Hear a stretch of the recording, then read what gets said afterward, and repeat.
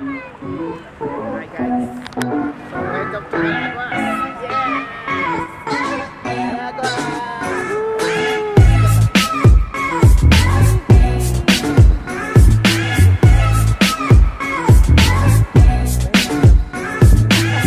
So, travel vlog ulit. Ngayon ay pupunta kami ng Calaguas. Pero magpapagas muna tayo. Kasi wala tayong gas. So, sa mga nag-road trip dyan, pagas kayo sa Phoenix, no? Much cheaper ang Phoenix. Yan, dito na tayo sa Phoenix. At tingnan natin yung price check nya. Yan. O, diba? Mas mura ng konti. So, estimated time is around 7 hours from BGC. Ngayon, based sa Waze, 10:13 AM. Nandun na tayo. So, bibili muna ng kape. Ha! Ang pagising. Anong oras na ba? 4? 4 na. Medyo abutin tayo ng buong liwayway sab. Palusenan, buong liwayway na siguro. Yo! Update! Nandito na kami sa Quezon. So, saan ba specific Quezon to? Ayun ba? Ano ba to? Wait lang. Tingnan ko muna kung nasa. Well, Chaong Diversion Road papunta kami. So, hindi makita. Ilang oras pa?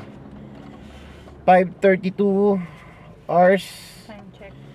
Hindi, 5:32 hours para doon sa pupunta namin. 11:13 AM ang estimated time na dating.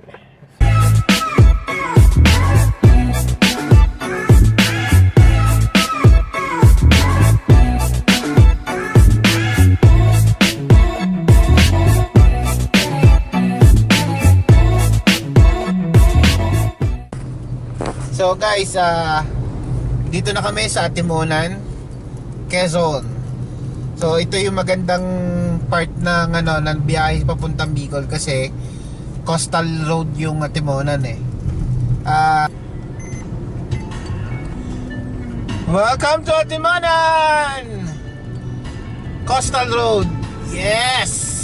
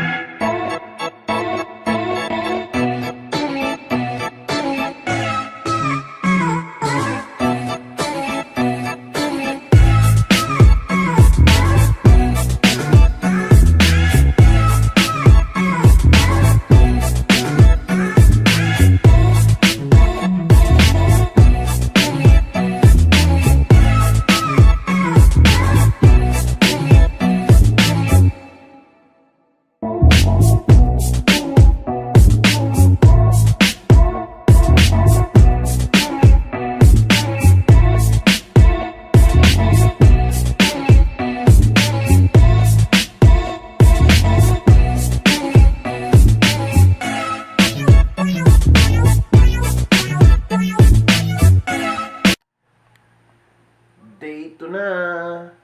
Hindi nakapag-video kahapon dahil antok na.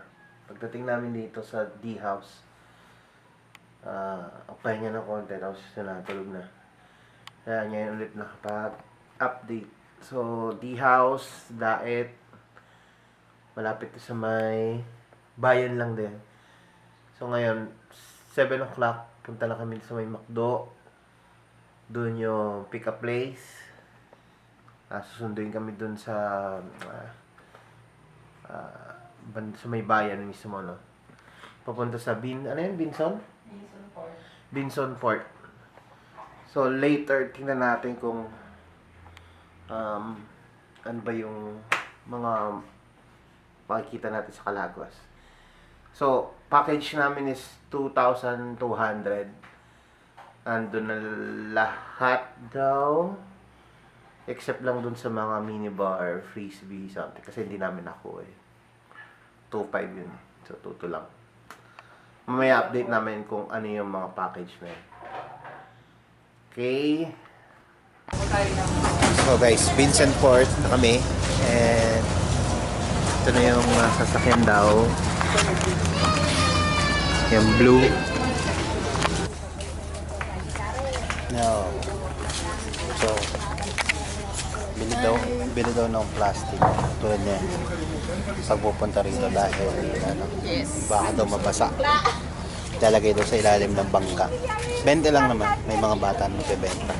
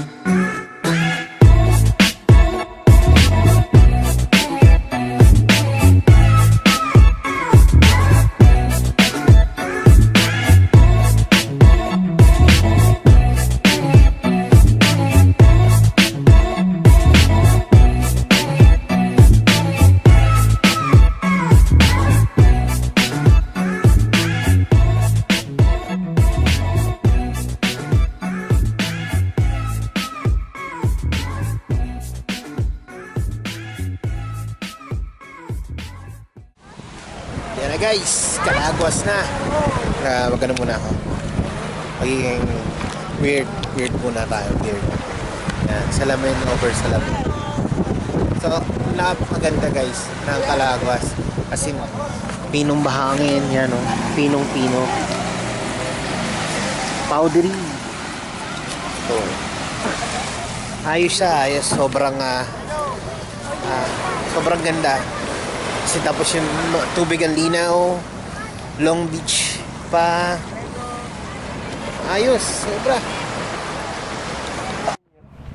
Okay naman, malakas mo mga ano ngayon? Malakas. Malakas. Ako po si Dob, ako po yung tour guide ninyo. And we'd like to say first, we'd like to say thank you for booking Calaguas Paradise Travel and Tours. Welcome to Calaguas Group of Islands. Ang Calaguas Group of Islands po ay 19. We have 19 islands here. At ang Calaguas Group of Islands po ay nasasakupan ng bayan ng Wilsons, Camarines Norte. Ano po? Meron po tayong tatlong barangay na isla dito sa Calaguas Group of Islands. Ang una pong island, yung pinakamalaki ay Barangay Banok po. For more than 4,000 residents po ang nakatoon. At meron pa tayong isang barangay na island din, yun po yung Barangay Pinagtigasan. At ito pong barangay na ito ay Barangay Mangkawayan. Meron po tayong dito community sa likod. Ano po? So, dito po, we'll be having our activities. Ano po? Different activities. So, from after lunch ngayon po, later, magkakaroon po kayo ng free time para makapag-picture muna kayo dyan, tapos magpahinga muna kayo ng konti. Then, after ng lunch po natin ngayon, magkakaroon po tayo ng snacks. Then, tatawagin ko na lang po kayo sa kung ready na po yung foods natin. Then, after ng snacks po, meron po tayong activity na trekking. So, mga 4 PM po ang start ng trekking natin. Ano po? Pupunta po tayo sa Tinago Hill. Ito po pala yung barangay Mangkawayan o tinatawag din mahabang buhabang beach. Ano po? So, unahin po natin yung trekking sa Tinago Hills. Ano po? Mga 15 to 20 minutes na naman po nakaran dyan. At saka, medyo mapagod, pero pag nakarating po na sa Toktok, very worth it kasi overlooking po yung mga islands. Then meron po tayong mga fresh na buko doon na pwedeng mabili. Ano po? Tsaka maganda po ang view doon at saka ang kagandahan, nandun po yung signal ng mobile. Ito po yung Tinago. Then we will be serving you seafoods, mga authentic food.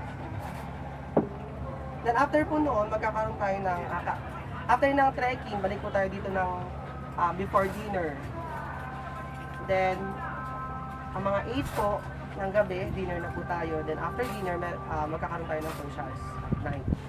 Ano po? Then kinabukasan po, breakfast po tayo ng 8 a.m. Then mga 8:30 to 9, diretso na po tayo ng island hopping.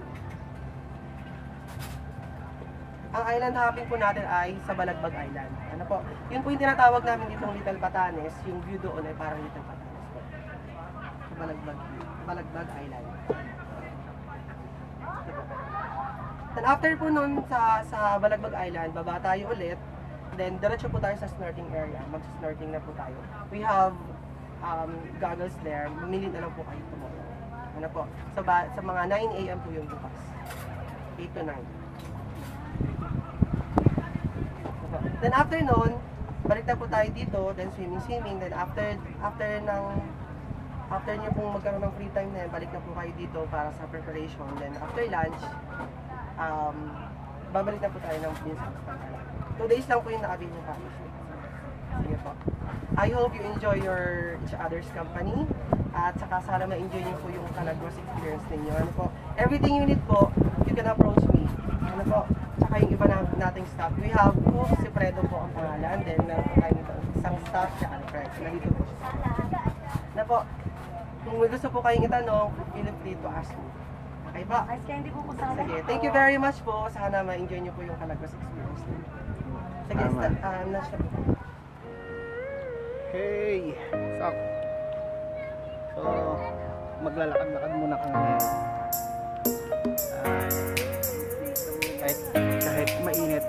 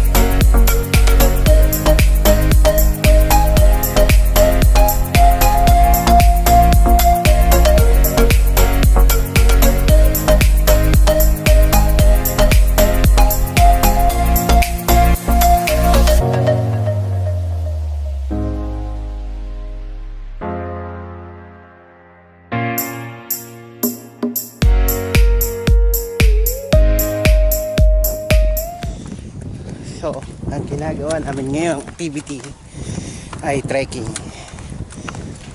Alam nyo na, ang hirap nito para sa akin dahil may isa lang ang baga,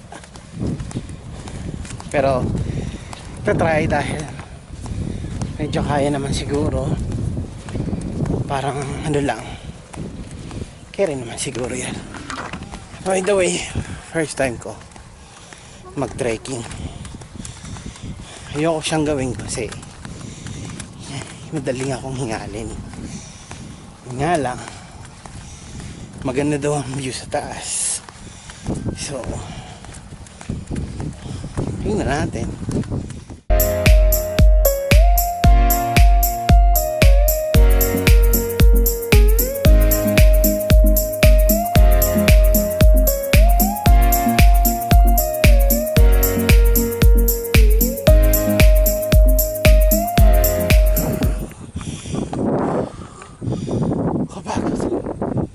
Pero yun yung view.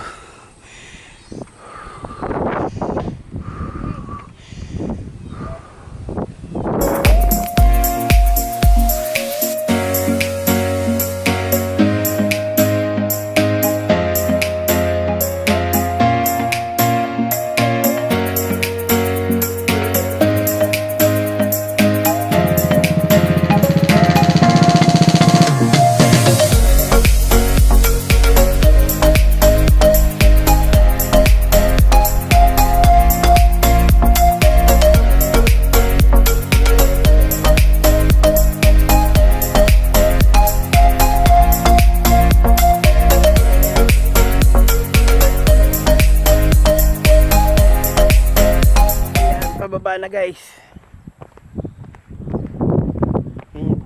Saan kami galing?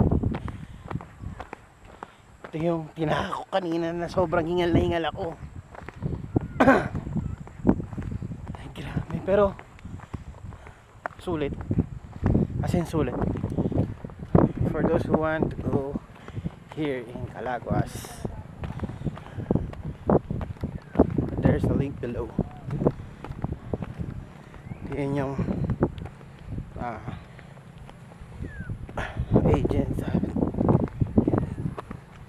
agency na kinuha namin.